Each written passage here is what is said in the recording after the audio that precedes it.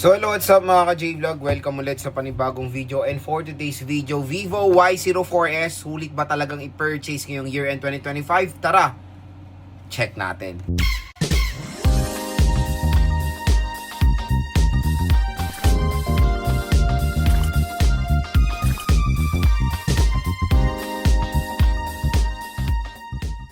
So yun mga ka-J-Vlog, for today's video, another video na naman tayo when it comes sa mga murang devices. And this time, our topic is a Vivo Y04S. So dito sa video na to, talakayin natin kung sulit bang i-purchase ito ngayong 2025. So ito ay recently lang lumabas sa Philippines ng November 2025. At ito yung medyo mas upgraded version ng konti sa Vivo Y04. Dahil mas better yung storage na ma-offer nitong smartphone na to. Pero again, mas mahal siya sa Vivo Y04. Kasi ang SRP nito is around 6,000 pesos. Pero dito sa online mga ka-J-Vlog, pwede nyo siya makuha ng 4 to 5,000 pesos. Ang magandang balita, pag dito kayo bumili sa ating product link, dito sa ating view products, ay mura nyo lang talaga makukuha itong Vivo Y04. Nasa around ano lang siya, yun nga 4 to 5,000 pesos, at may naghihintay pang discount voucher para sa inyo pag bibili nyo itong device na to. So napakasulit at very convenient na dito sa online mura nyo lang talaga makukuha ang mga devices. At kumbaga ang laki na matitipid nyo compare pupunta pa kayo sa mga physical stores or sa offline store na usually SRP talaga ang makukuha nyo. So sa online, nakaiga ka lang, mag-add to cart, may discount ka pa, malaki pa matitipid nyo dito sa Vivo Y04S. So, syempre, since yung mga consumers natin ay nakuha na ng mga bonus, ay naghahanap ng upgrade sa smartphone nila, pang regalo, pang bigay sa anak nila, pang negosyo, or upgrade sa tool nila sa work. So, syempre, marami naghahanap ng mas larger storage. So, itong Vivo Y04S, is meron pong 256 sa around 4 to 5,000 pesos. I think yan yung isang pinakamagandang feature ng device na to na pwede nyo makonsider bilhin ngayon 2025. So meron siyang larger storage compare sa Vivo Y04.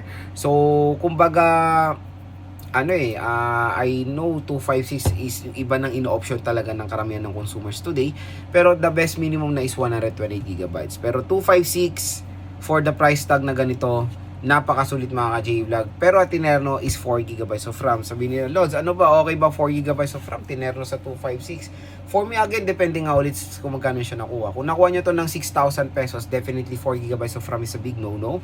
Pero kung 4,000 to 5,000, usually naman yung mga ibang brands yan naman ang ino-offer na RAM at ROM, di ba? 4GB of RAM sa 4 to 5,000 pesos. And several times ko naman na na-try ang 4GB of RAM, especially for gaming. And okay pa rin naman kahit papaano. No worries mga ka-J-Vlog. As long as parating nyo lang nire-refresh yung RAM nyo, kino-close nyo lahat ng mga application para nag-run ulit ng mas smooth yung smartphone nyo, diba? So, napaka-solid pa rin naman ng Vivo Y04S when it comes sa RAM at ROM. Sobrang sulit pag nakuha nyo ng sale price. Pag-usapan natin yung display na itong smartphone na to. The sad part lang dito is, I know, notch display. Yan pa rin ang talamak, notch. So, I don't know why, kung kailan ba maalis si Vivo ang notch display sa mga brands nila. I think ano naman na nila, na step up na nila sa Y21D. Pero dito, hopefully, sa mga YO nila, matanggal naman na rin ang notch display, diba? Pero so far, when it comes sa display quality niya, IPS LCD naman ito and HD plus 720p. For its sale price ng 4 to 5,000 pesos is okay naman yan and acceptable at 90Hz screen refresh rate. So all goods naman yung display quality ng Vivo Y04S. Ang maganda dito na bakit sulit din siya i-purchase, yung kanyang needs of brightness. Parang sumasabay na siya sa needs of brightness ng Oppo A3X.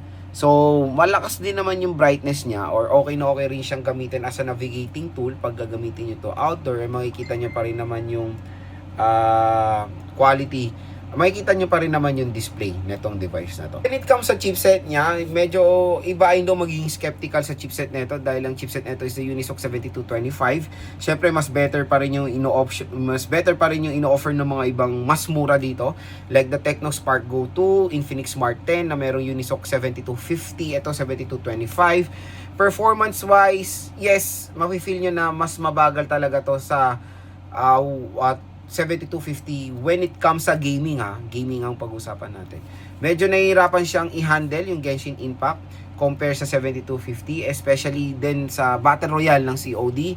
na ang hirap mag-aim or ang hirap makipaglaban, especially yun na yung pag 1v1 na kayo naglalaban, doon siya nag-frame drop eh. Pero pag MOBA games, okay naman siya. Kaya for me, I will not recommend this sa mga gamers out there. Pero sayang 256, di ba? Kung ML lang nilalaro nyo or mga basic lang na modern games, yung hindi talaga super duper heavy like UWA and Genshin, okay naman siyang i-recommend. Like ML, Honor of Kings, COD, siguro adjust nyo lang yung settings kasi available to sa max frame rate eh. Adjust nyo lang yung settings at mas magiging okay rin naman yung performance niya. So, when it comes sa casual things, and ito yung majority rin naman na consumers natin, is casual users, diba? Hindi naman lahat naglalaro. Casual things okay naman, hindi naman pumabagal ng pag-scroll, hindi naman pumabagal ng opening of apps dito sa Vivo Y04S. So, all goods din naman siya kung casual user ka lang at kailangan nyo lang ng mas malaking storage, kumbaga. The battery is isa napaka-the best din dito sa Vivo Y04S. Meron po itong 6,000 mAh battery capacity. Siyempre maganda siyang i-recommend sa mga motor taxi riders natin or delivery riders natin na araw-araw ito talaga gamit smartphone. So siyempre naghanap sila ng mas makunat na battery. Parang to be honest, iba nalilita na talaga sa 5K. So need to step up when it comes sa battery. Ito ang isang maganda i-recommend of Vivo Y04S. Pero may nakakalungkot lang na part. Charging rate is 15 watts lang po. So yes, 15 watt is a fast charging, pero it's not enough for a 6K mAh battery capacity. So again, sulat ng sinasabi ko sa may ibang video ko, dapat at least 33 watts fast charging na ang in-offer pag teternoan nyo ng 6K. So in this case, 15 watts siguro 1 hour 30 minutes to 2 hours ma-full charge nyo itong device na to. Baka nga 2 hours 30 minutes baka ma-full charge nyo pa itong smartphone na to. So slow charging siya when it comes to 15 watts. Pero again, bumawi naman when it comes sa battery performance. Yes, matagal po malobat itong Vivo Y04S. In fairness din naman, na-test ko na to sa downloading, na naka-standby, matagal siya malobat, and naglalaro ko, okay na okay yung kanyang battery performance.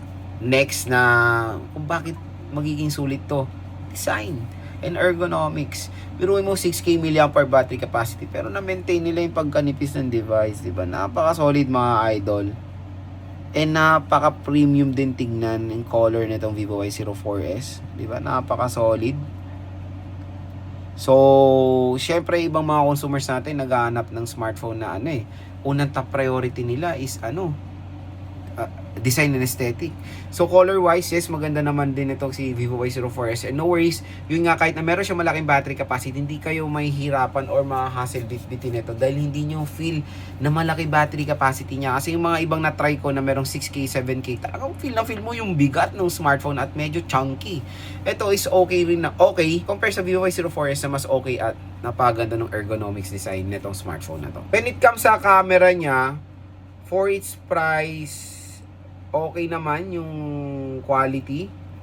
Pero the front-facing camera is medyo disappointing lang. Medyo hindi ko ganun kagusto yung kanyang front-facing camera. Pero sa kanyang price of 4,000 to 5,000 pesos, siguro mako-consider na natin siya.